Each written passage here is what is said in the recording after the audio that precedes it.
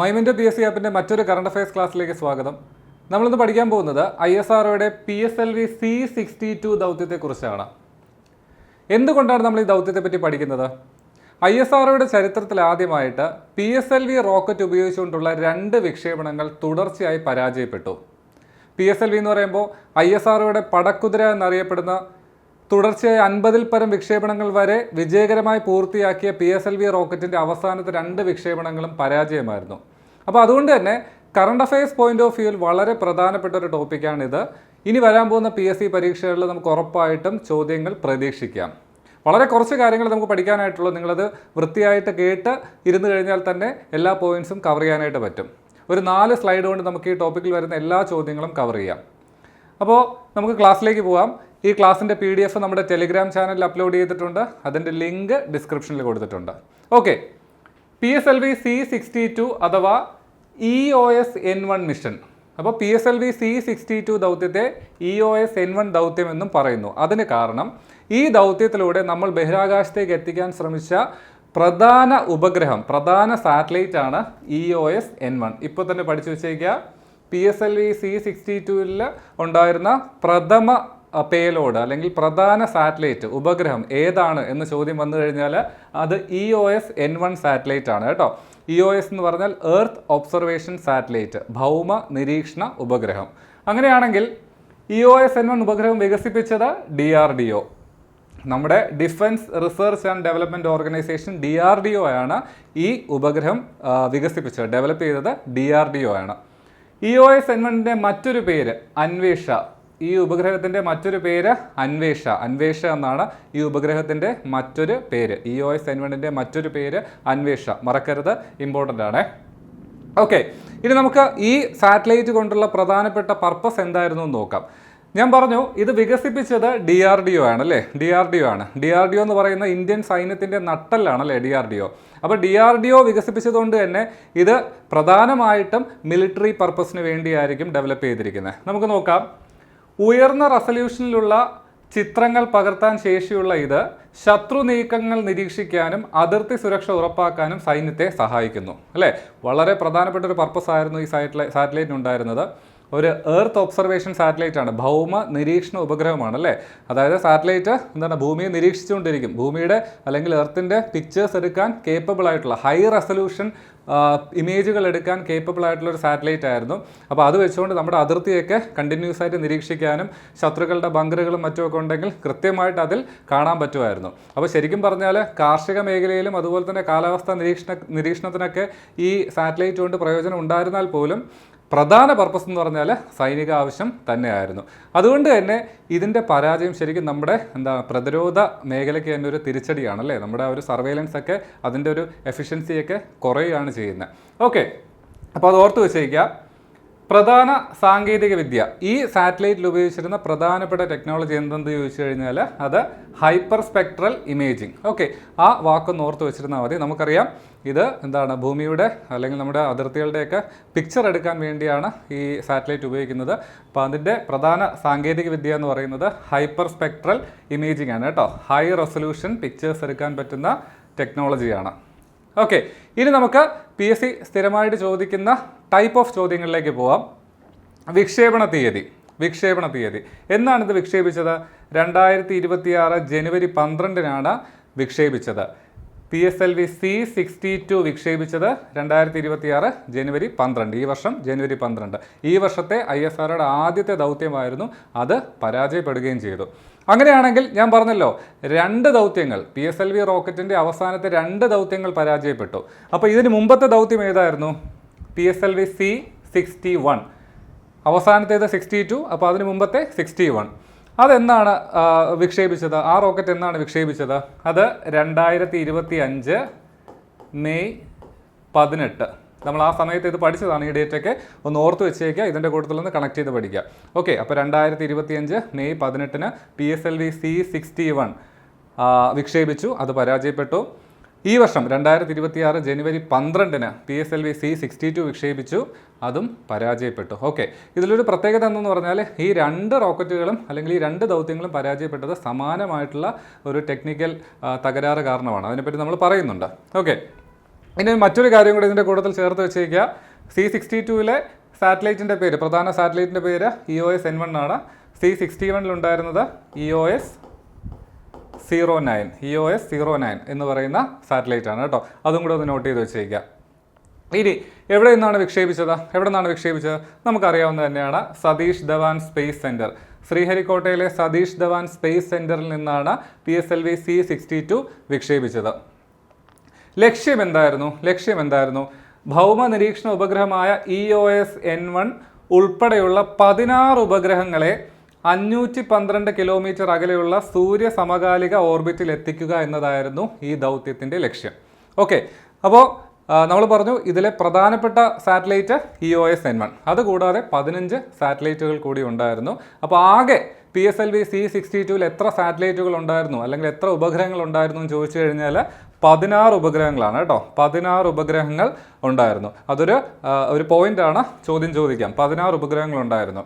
അപ്പോൾ ഈ 16 ഉപഗ്രഹങ്ങളെയും വിക്ഷേപിച്ച് 512 കിലോമീറ്റർ അകലെയുള്ള സൺ സിങ്ക്രണസ് ഓർബിറ്റിൽ എത്തിക്കുക എന്നതായിരുന്നു ഇതിൻ്റെ ലക്ഷ്യം. പക്ഷേ ലക്ഷ്യത്തിലേക്ക് എത്താനായിട്ട് സാധിച്ചില്ല. ഓക്കെ, അപ്പോൾ ഇത്രയും കാര്യങ്ങൾ നമ്മൾ ഈ സ്ലൈഡിൽ പഠിച്ച ഇത്രയും കാര്യങ്ങൾ നിങ്ങൾ ഒന്നുകൂടെ ഒന്ന് ഓർത്ത് വെച്ചേക്കുക. അഡീഷണൽ ആയിട്ട് പറഞ്ഞ പോയിന്റ്സ് ഉറപ്പായിട്ടും നോട്ട് ചെയ്ത് വയ്ക്കുക. അടുത്ത് നമ്മൾ പഠിക്കുന്നത് പരാജയ കാരണമാണ്. ഇമ്പോർട്ടൻ്റ് ആണ്. വിക്ഷേപണ വാഹനത്തിൻ്റെ 3ാം ഘട്ടത്തിലുണ്ടായ സാങ്കേതിക തകരാർ കാരണമാണ് ഈ ദൗത്യം പരാജയപ്പെട്ടത്. PSLV റോക്കറ്റിൻ്റെ 3ാം ഘട്ടത്തിലുണ്ടായ സാങ്കേതിക തകരാർ കാരണമാണ് ഈ ദൗത്യം പരാജയപ്പെട്ടത്. ഇത് മാത്രമല്ല, കഴിഞ്ഞ വർഷത്തെ PSLV C61 ദൗത്യവും പരാജയപ്പെട്ടത് ഇതേ പ്രശ്നം കൊണ്ട് തന്നെയാണ്. PSLV റോക്കറ്റിൻ്റെ 3ാം ഘട്ടത്തിലുണ്ടായ സാങ്കേതിക തകരാറ്. അപ്പോൾ ഇവിടെ 3ാം ഘട്ടം എന്ന് പറഞ്ഞതുകൊണ്ട് PSC ചിലപ്പോൾ ചോദിക്കാൻ സാധ്യതയുള്ള 2 ചോദ്യങ്ങളുണ്ട്. ഒന്ന്, PSLV റോക്കറ്റിന് എത്ര ഘട്ടങ്ങളാണുള്ളത്? PSLV റോക്കറ്റിന് 4 ഘട്ടങ്ങളാണുള്ളത്. 4 ഘട്ടങ്ങൾ. ഇപ്പോൾ റോക്കറ്റ് ഇവിടുന്ന് ലോഞ്ച് ചെയ്ത് മേളിലേക്ക് പോവുകയാണെങ്കിൽ 4 ഘട്ടങ്ങളുണ്ട്. 1, 2, 3, 4. PS1, PS2, PS3, PS4.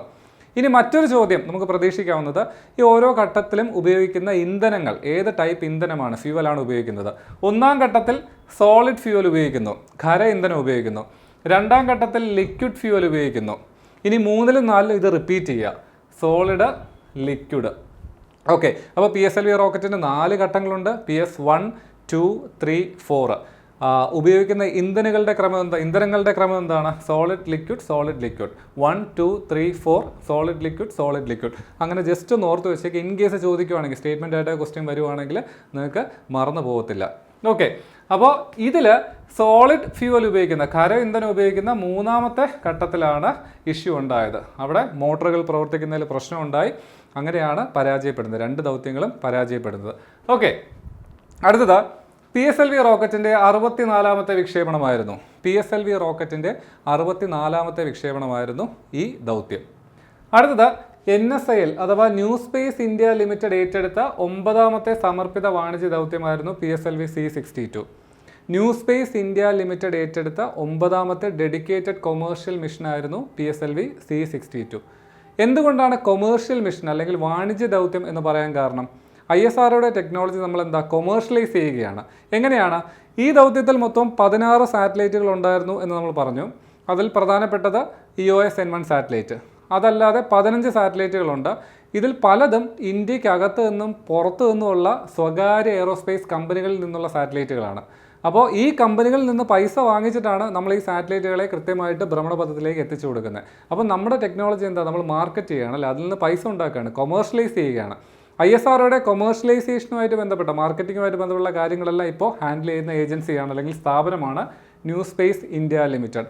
2019 ഇത് നിലവിൽ വന്നത്. 2019 NSIL new space India limited ബഹിരാകാശ വകുപ്പിന് കീഴിൽ നിലവിൽ വരുന്നത്.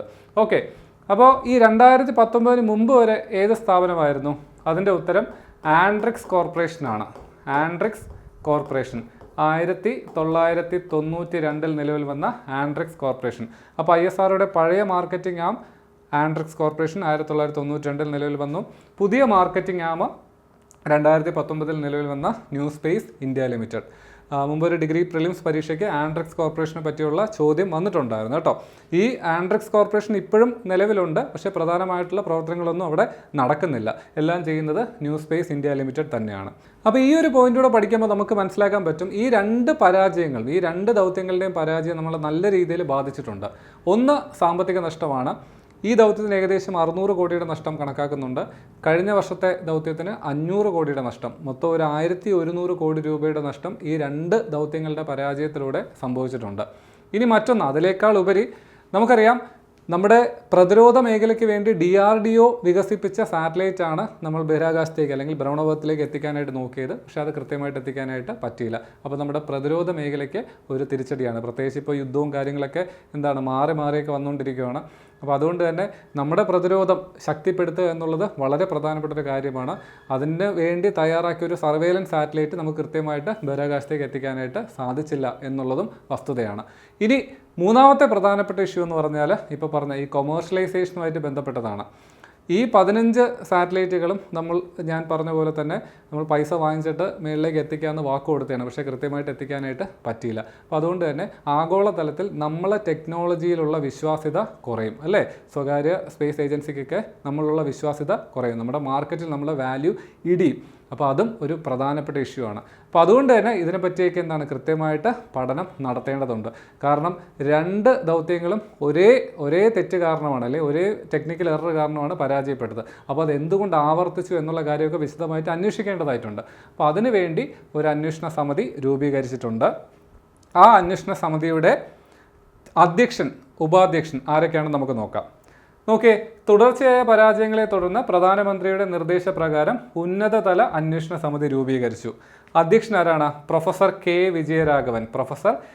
വിജയരാഘവനാണ്. മുൻ കേന്ദ്ര ശാസ്ത്ര ഉപദേഷ്ടാവായ പ്രൊഫസർ കെ വിജയരാഘവനാണ് ഈ അന്വേഷണ സമിതിയുടെ അധ്യക്ഷൻ.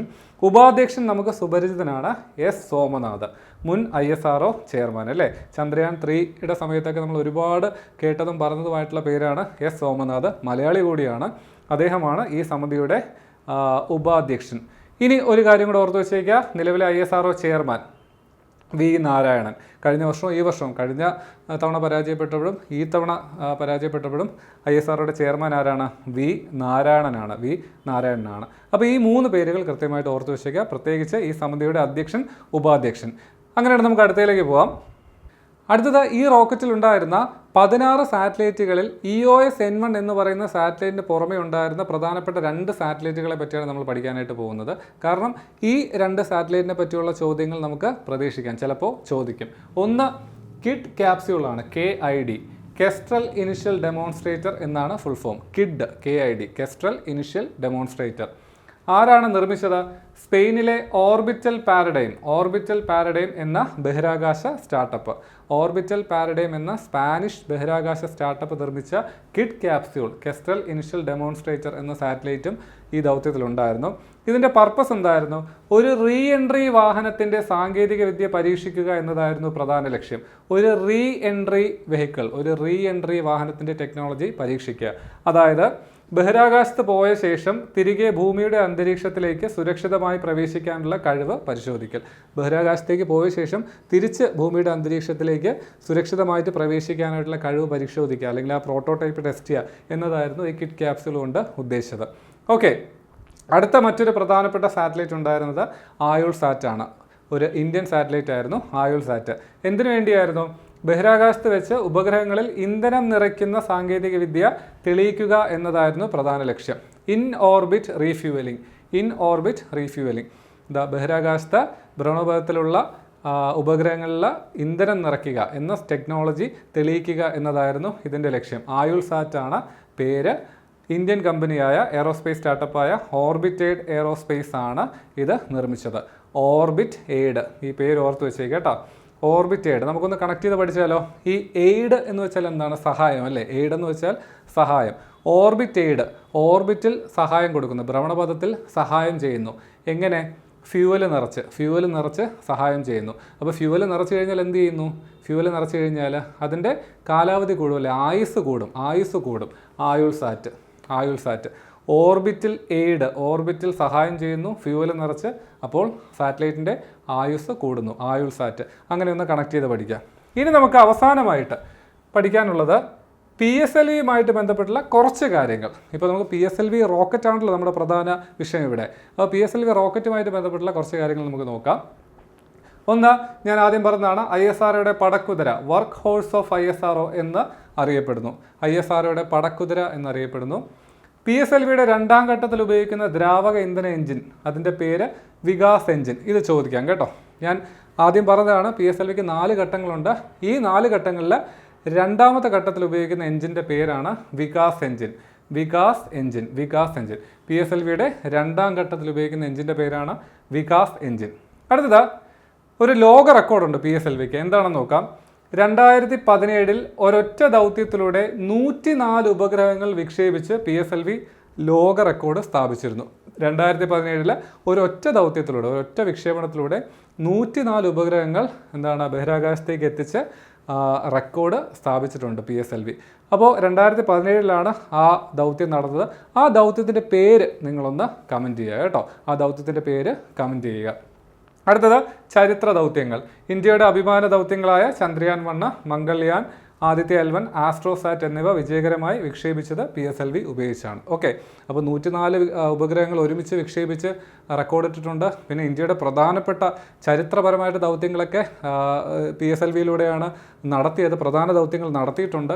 അപ്പോൾ അതുകൊണ്ട് തന്നെ ഈ റോക്കറ്റിൻ്റെ ടെക്നോളജി അത്രത്തോളം വിശ്വാസിതമാണ് നമുക്കല്ലേ, അത്രത്തോളം റിലയബിൾ ആയിട്ടുള്ള ടെക്നോളജിയാണ്. അപ്പോൾ അത് പരാജയപ്പെടുന്നത്, അല്ലെങ്കിൽ തുടർച്ചയായി പരാജയപ്പെടുന്നത് നമുക്കൊരു തിരിച്ചടി തന്നെയാണ്. അത് പരിശോധിക്കേണ്ടതായിട്ടുണ്ട്, അന്വേഷിക്കേണ്ടതായിട്ടുണ്ട്.